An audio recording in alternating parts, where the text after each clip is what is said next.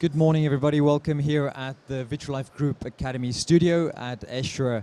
We're going to start off our program today with Dr. Peter Illingworth from Vitrolife Health in Australia. And the first session is about the use of iDAScore, an AI-based embryo selection tool. Thank you, Peter. Thank you very much, Jaco.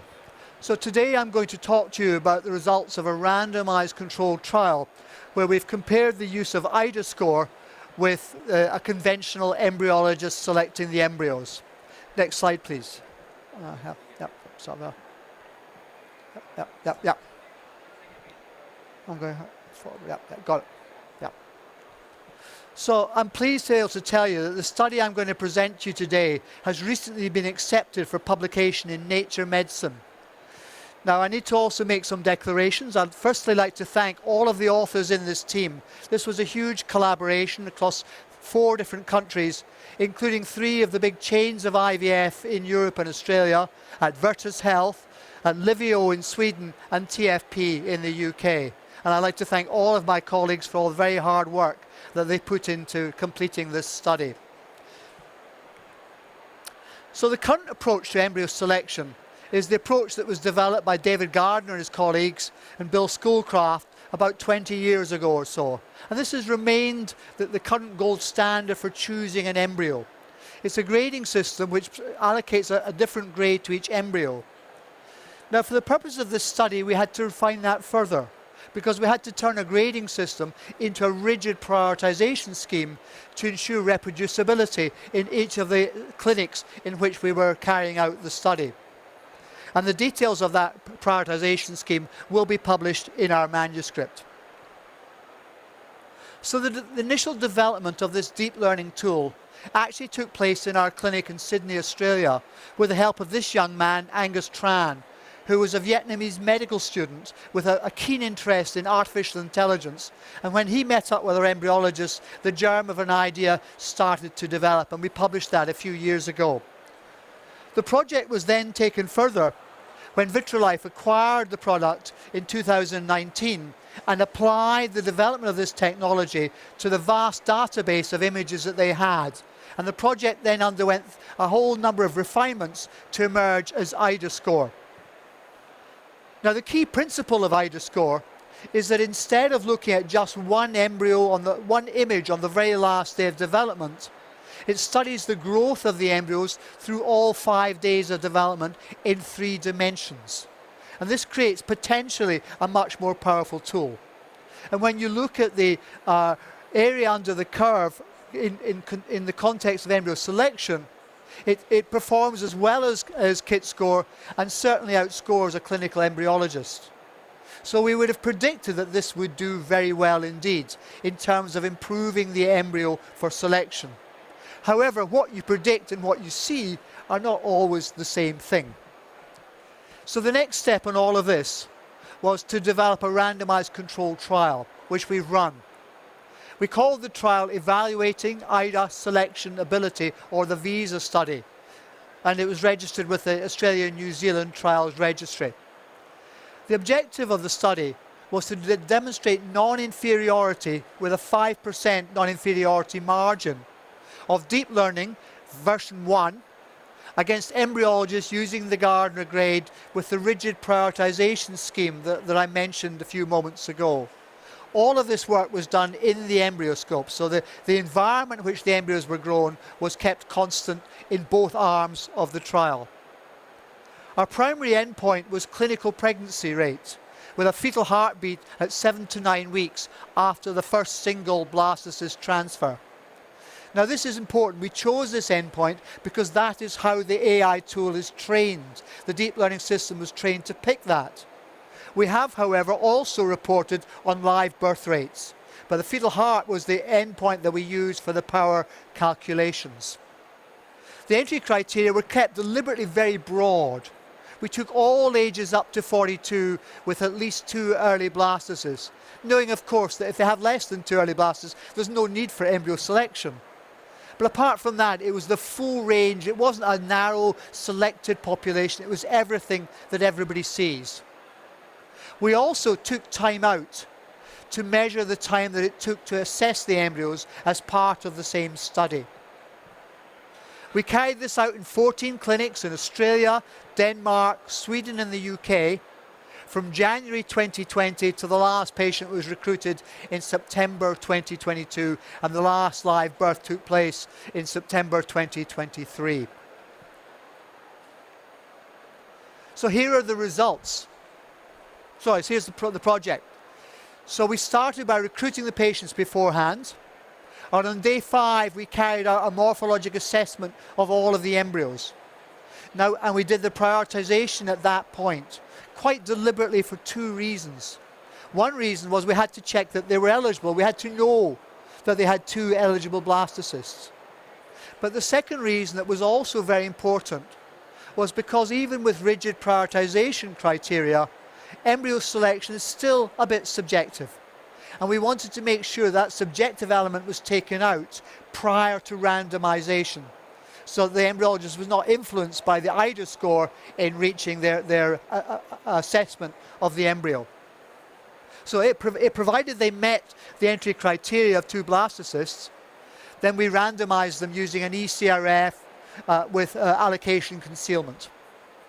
So we allocated 533 were allocated to the study group on intention to treat, and 533 were allocated to the control group on intention to treat. As usual, you have discontinuations for interventions and things happen, and we ended up with a very healthy number of 500 per protocol and 502 per protocol in the control group. So what did we find? Well, you see here, this is the fetal heartbeat, the clinical pregnancy rate in the 2 groups. And you can see that in the iDAScore group, the clinical pregnancy rate was 47.4%. And you can see that in the control group, the pregnancy rate was 48.8%. It is the same. There is absolutely no difference in that pregnancy rate that we can see. So we then looked at how long it takes us to assess those embryos. And to do that, we broke up the patients and measurement of the time according to whether they had 2 to 5 blastocysts, the top bars on this chart, 6 to 9 blastocysts, the middle bar, and more than 10 blastocysts, the bottom bar. And you can see when you averaged all those times out, you can see that iDAScore took approximately 1/10 of the time for the assessment compared to an embryologist. And that's not to mention the fact that the iDAScore time, in quotation marks, includes all the time it still takes to open the file and close the file. The actual iDAScore assessment is almost instantaneous. So this is clearly a major value to any laboratory who's using this as a tool. We then went back to the primary goal of the study, which was to assess non-inferiority.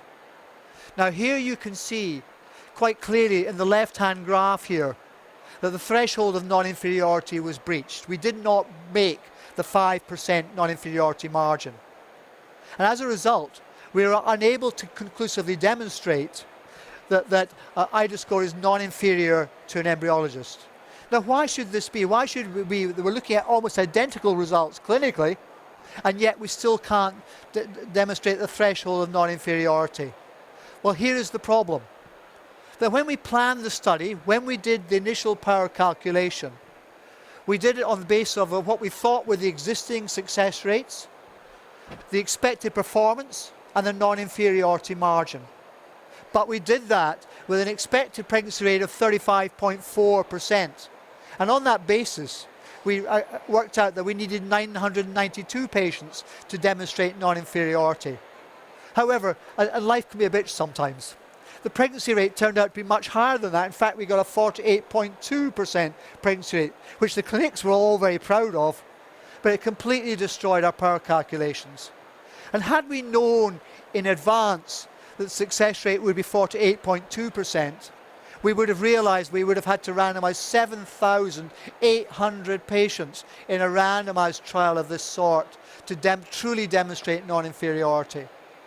So while you and I look at those results and can't see any difference in terms of running a lab on a day-to-day basis and can see potential efficiency through using iDAScore, we were in this study unable to demonstrate non-inferiority. And that, in some respects, throws in one of the big challenges of modern life and advancing technology, which is that you can't use RCTs to develop technology that is moving quickly.